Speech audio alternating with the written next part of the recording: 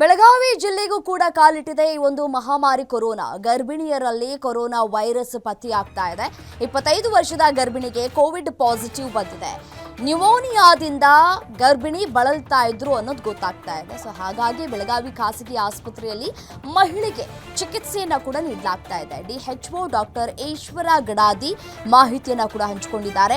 ನೆರೆಯ ಮಹಾರಾಷ್ಟ್ರದಲ್ಲಿ ಈ ಸೋಂಕಿತರ ಸಂಖ್ಯೆಯಲ್ಲಿ ಹೆಚ್ಚಾಗ್ತಾ ಇದೆ. ಮಹಾರಾಷ್ಟ್ರದಲ್ಲಿ 56ಕ್ಕೂ ಅಧಿಕ ಜನರಲ್ಲಿ ಕೋವಿಡ್ ಸೋಂಕು ಪತ್ತೆಯಾಗಿದೆ. ಗಡಿ ಜಿಲ್ಲೆ ಬೆಳಗಾವಿಯಲ್ಲಿ ಇದೀಗ ಆತಂಕಗಳು ಕೂಡ ಹೆಚ್ಚಾಗ್ತಾ ಇದೆ. ಸೊ ಆತಂಕ ಪಡುವಂತಹ ಅಗತ್ಯತೆ ಇಲ್ಲ, ಬಟ್ ಆದರೆ ಮುಂಜಾಗ್ರತಾ ಕ್ರಮವನ್ನು ತೆಗೆದುಕೊಳ್ಳಬೇಕು, ಮುನ್ನೆಚ್ಚರಿಕೆಯ ಕ್ರಮವನ್ನು ನಾವೇ ಕೂಡ ತೆಗೆದುಕೊಳ್ಬೇಕು. ನಾವೇ ಈ ಕೋವಿಡ್ ಸಂಖ್ಯೆಯಲ್ಲಿ ಏರಿಕೆ ಆಗೋದನ್ನು ನಾವೇ ನಿಯಂತ್ರಣಕ್ಕೆ ತೆಗೆದುಕೊಳ್ಳುವಂತಹ ಅಸ್ತ್ರಗಳು ಕೂಡ ಈಗಾಗಲೇ ನಮ್ಮ ಬಳಿ ಇದೆ. ಹ್ಯಾಂಡ್ ಸ್ಯಾನಿಟೈಸ್ ಮಾಡ್ಕೊಳ್ತಾ ಇರಬೇಕು. ಹಾಗಾಗಿ ಮತ್ತೆ ಜನನಿ ಬಿಡ ಪ್ರದೇಶಗಳಲ್ಲಿ ಹೆಚ್ಚು ನಾವು ಓಡಾಡುವಂತಹ ಸಂದರ್ಭದಲ್ಲಿ ಮಾಸ್ಕ್ ಅನ್ನು ಧರಿಸಬೇಕು. ಈ ಹಿಂದೆ ಏನು ಕೋವಿಡ್ ರೂಲ್ಸ್ಗಳನ್ನು ಸರ್ಕಾರ ಹಾಕಿತ್ತೋ ಆ ರೂಲ್ಸ್ಗಳನ್ನು ನಾವೇ ಫಾಲೋ ಮಾಡ್ಕೊಳ್ತಾ ಹೋದರೆ ಕೋವಿಡ್ ಸಂಖ್ಯೆಯಲ್ಲಿ ಹೆಚ್ಚಾಗೋದನ್ನು ತಡೆಯಬಹುದಾಗಿದೆ. ನ್ಯೂಮೋನಿಯಾದಿಂದ ಪಾಪ ಬಳಲ್ತಾ ಇದ್ರಂತೆ ಗರ್ಭಿಣಿಯವರು. ಸೊ ಹಾಗಾಗಿ ಬೆಳಗಾವಿಯಲ್ಲಿ ಆಗಿರುವಂತಹ ಘಟನೆ ಇದು.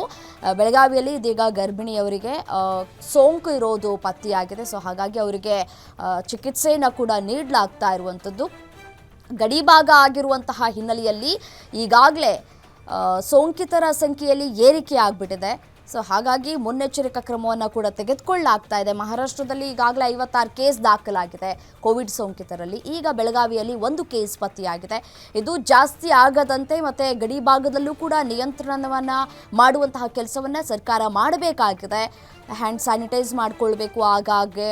ಮತ್ತು ಬರುವಂತಹ ವೆಹಿಕಲ್ಸ್ಗಳನ್ನು ಕೂಡ ಚೆಕ್ ಮಾಡುವಂತಹ ಸಂದರ್ಭದಲ್ಲಿ ಹ್ಯಾಂಡ್ ಸ್ಯಾನಿಟೈಸ್ ಮಾಡಿಸಿ ಮತ್ತು ವೆಹಿಕಲ್ಸ್ಗೂ ಕೂಡ ಸ್ಯಾನಿಟೈಸ್ ಮಾಡಬೇಕಾಗಿದೆ. ಸೊ ಹಾಗಾಗಿ ಗಡಿ ಜಿಲ್ಲೆಯಲ್ಲಿ ಅಲರ್ಟ್ ಆಗಬೇಕಾಗಿದೆ ಈಗ. ಯಾಕೆಂತಂದರೆ ಕೋವಿಡ್ ಸಂಖ್ಯೆಯಲ್ಲಿ ಏರಿಕೆಯಾಗ್ತಾ ಇದೆ. ಅದನ್ನು ತಡೆಗಟ್ಟುವಂತಹ ನಿಟ್ಟಿನಲ್ಲಿ ಒಂದಷ್ಟು ಕ್ರಮವನ್ನು ತೆಗೆದುಕೊಳ್ಬೇಕಾಗಿದೆ. ಈಗಾಗಲೇ ಮುಂಬೈ, ಕೇರಳದಲ್ಲೂ ಕೂಡ ಸಾವಿನ ಸಂಖ್ಯೆಯಲ್ಲಿ ಕೂಡ ಹೆಚ್ಚಾಗ್ತಾ ಇದೆ. ಸೊ ಹಾಗಾಗಿ ಈಗ ಸದ್ಯಕ್ಕೆ ಕೋವಿಡ್ ಸೋಂಕಿತರ ಸಂಖ್ಯೆ ಹೆಚ್ಚಾಗ್ತಾ ಇದೆ. ಬಟ್ ಆದರೆ ಸಾವಿನ ಸಂಖ್ಯೆ ಇಲ್ಲಿಯವರೆಗೂ ಕೂಡ ದಾಖಲಾಗಿಲ್ಲ.